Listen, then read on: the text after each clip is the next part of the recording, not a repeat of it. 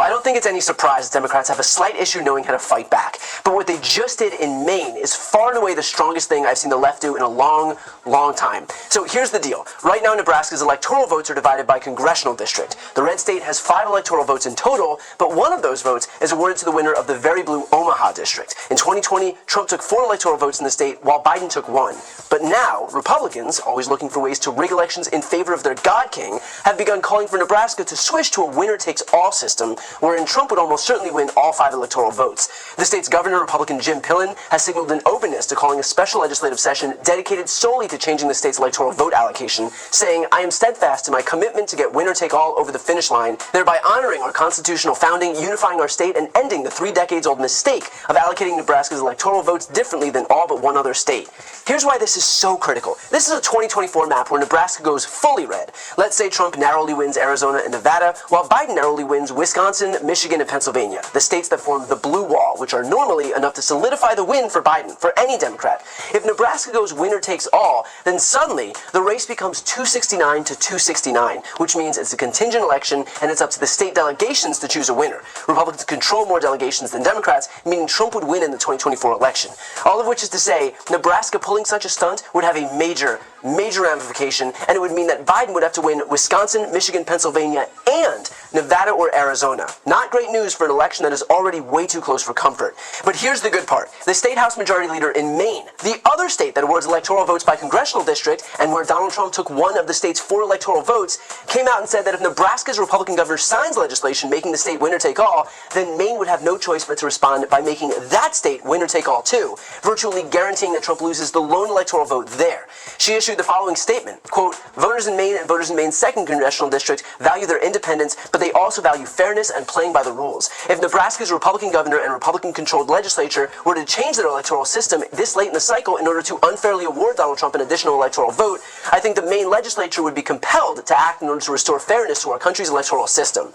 It is my hope and the hope of my colleagues in Maine that the Nebraska Republican Party decides not to make this desperate and ill-fated attempt to sway the 2024 election." That is huge news. It means that any Republican effort to help Donald Trump by changing the rules in the 11th hour in an effort solely to help him would immediately be counteracted by a Democratic-controlled legislature and a Democratic governor who have signaled in no uncertain terms that they would serve as a bulwark against Republican overreach. That is 100% the kind of leadership that we need against a Republican Party that has opted to thwart democracy at every turn. And by the way, it speaks volumes that this is one of the people on the right who was fighting to make this scheme a reality. I believe that we are currently being controlled by a small minority. And their time is coming up. And our vessel to get them out of power, our communicator, our fighter, needs our help. Trump needs your help. This movement is looking on Nebraska. The millions of patriots across the country that have now been activated on this topic are praying for you and your leaders. They're praying for this state.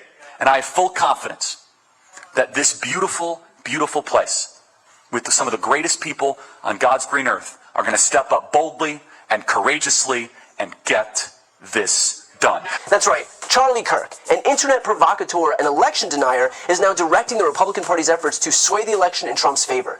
I spoke with my Democracy Watch co-host, Mark Elias, about the fringe figures in the GOP growing in relevance, and here's the warning that he issued. Yeah, so first of all, I think we have to stop distinguishing between the fringe and the mainstream. I mean, Steve Bannon is not somehow disconnected from the mainstream. He was Donald Trump's chief strategist, the chief strategist of the guy who was not only the former Republican president, but the current Republican nominee. Right, and the RNC has said that they are going to be working with these, what they call grassroots organizations, what you and I would call fringe vote suppression and election vigilante organizations. So I think that's number one. Number two, the term poll watcher, it really doesn't apply to what Republicans have in mind. I mean, historically, in past years, yes, you had people who would watch what was going on. They were there to observe, and that's it.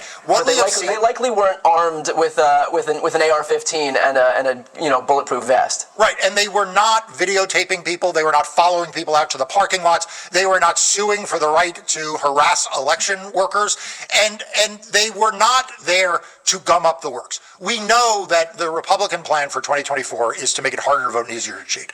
And the harder to vote stuff is the stuff that my team and I are litigating now in court. The easier to cheat stuff is what these folks are being trained to do. It is to show up and intimidate. It is to show up and delay vote counting. You know, you and I have talked about this before. How many times have we heard them say they think all the ballots need to be counted on election day? And then all of the things they do, whether it's requiring hand counting or these very, very intrusive efforts to gum up the works through election challenges and voter challenges, you know, this is their strategy. So there are lots of things they can do to create the environment both to genuinely interfere with the elections, but also to create the rhetorical floor that then lets them say, stop counting. Stop counting. Why are these things going on? So while we may see these figures as fringe, the simple fact is that they are now the mainstream in today's Republican Party, and their ideas and their strategies are mainstream in the Republican Party. This is a party that has no moderating forces. There are only extremists. Need more proof of that? Here's Bill Barr putting that on full display. So just to be clear, you're voting for someone who you believe tried to subvert the peaceful transfer of power, that can't even achieve his own policies, that lied about the election even after his attorney general told him that the election wasn't stolen. And as the former chief law enforcement in this country, you're going to vote for someone who is facing 88 criminal counts. Well, look, the 88 criminal counts, a lot of those are, and I've said... Even if 10 of them are accurate. The answer to the question is yes. I'm supporting the Republican ticket. But can you say that you're voting for Donald Trump? Because you're not saying his name. You just say you're supporting the Republican ticket. I've said, as between Biden and Trump, I will vote for Trump. Which is to say, no matter how moderate they try to present themselves as, they are not. This is a top-down, coordinated effort from every wing of the party to undermine democracy. It's happening at the RNC, it's happening in the states, and it's happening in their media. And it highlights the extent to which we need to be awake, paying attention, and wholly willing to fight back if we're going to preserve our democracy. Before you go, I need some help. Please subscribe to the channel and do your part to help grow the progressive media ecosystem. I don't do sponsorships or paid ads, I won't ask for money, but just subscribing to this channel goes a really long way, and it helps get the message out to more people. The subscribe button is right here on the screen. You can also subscribe to my Spanish language channel, which I made to reach those crucial Spanish-speaking voters. That link is on the screen too. And finally, if you want to listen to my audio podcast, you can follow that link as well. Thanks so much for watching.